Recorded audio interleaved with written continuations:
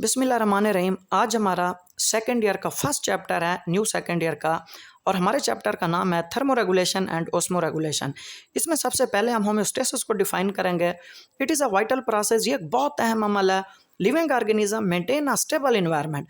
जितने भी जिंदा जानदार होते हैं वो अपने अंदरूनी माहौल का तवाज़ुन बरकरार रखते हैं despite changes in the external environment. चाहे बैरूनी माहौल में जितनी भी तब्दीलियाँ होती रहें, लेकिन जो ज़िंदा जानदार होते हैं वो अपने अंदरूनी माहौल के अंदर तब्दीली को पसंद नहीं करते हैं।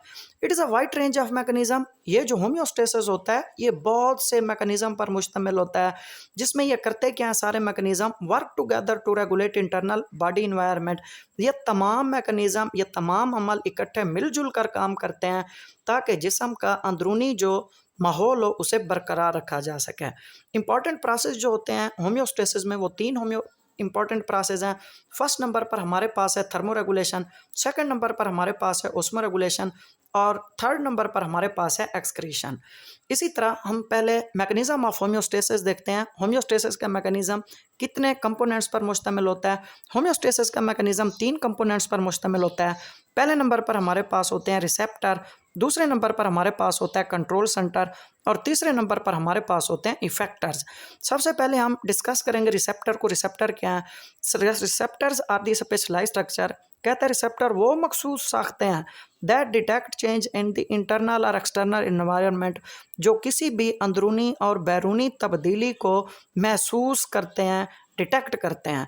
नेक्स्ट कहता है ये जो रिसेप्टर होते हैं transfer information of changes to the control centre.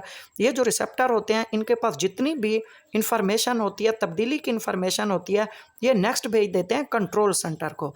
इसी तरह हमारे पास रिसेप्टर की एक एग्जांपल है। कहता है जो स्किन के रिसेप्टर्स होते हैं, स्किन के अंदर जो रिसेप्टर सेल होते हैं वो टेम्परेचर को डिटेक्ट करते हैं, और जो ब्लड वेसल के अंदर रिसेप्टर होते हैं वो ब्लड प्रेशर को डिटेक्ट करते हैं।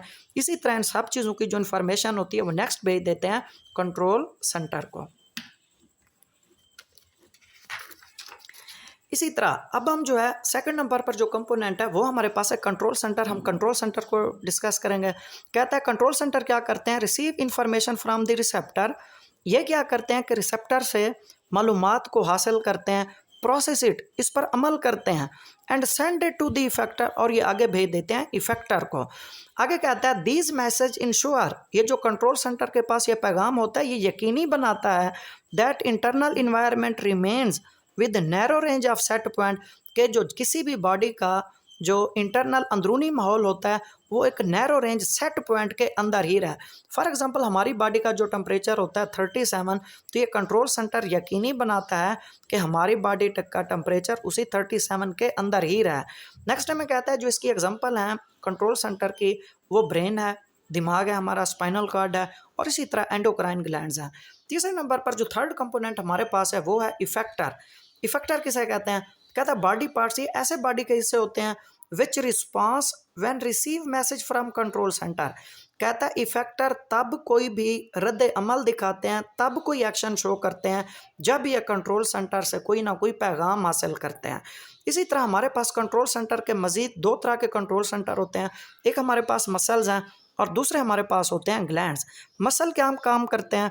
Response by contracting. मसल जो होते हैं ये सुकड़ कर अपना रिस्पांस शो करते हैं, और जो ग्लैंड्स होती हैं रिलीज सेक्रेशन, ये हार्मोन खारिज करके अपना रिस्पांस शो करते हैं। इसी तरह हमारे पास इफेक्टर की एक बहुत अहम मिसाल है। कहता है जब हमारी बॉडी का टेम्परेचर कम हो जाता है, बिलो द सेट पॉइंट 37 से नीचे हो जाता है, जो स्किन के इफेक्टर होते हैं, हमारे जल्द के अंदर जो इफेक्टर होते हैं ये शिवरिंग करना शुरू कर देते हैं। शिवरिंग का मतलब होता है कि हमारी जो बॉडी होती है इसमें कपाहट होना शुरू हो जाती है। जब कपाहट होती है तो हमारी जो नालियाँ होती हैं वैसोकंस्ट्रिक्शन, वैसोकंस्ट्रिक्शन का मतलब है हमारी खून की नालियाँ तंग हो जाती हैं। जब खून की नालियाँ तंग होती है तो इसके नतीजे में क्या पैदा होता है? हीट प्रोडक्शन पैदा होती है, और जब ज़ाहिर बात है हीट प्रोडक्शन पैदा होती है तो ये बॉडी का टेम्परेचर जो होती है बेटा ये 37 पर सेट पॉइंट तक दोबारा नॉर्मल कर देती है। आगे हमारे पास एक डायग्राम है जो हमारे पास यह सब कंपोनेंट है, तीन है, रिसेप्टर है, इफेक्टर है और कंट्रोल सेंटर है। पहले नंबर पर क्या करता है? जो रिसेप्टर होते हैं ये किसी भी तब्दीली को डिटेक्ट करते हैं।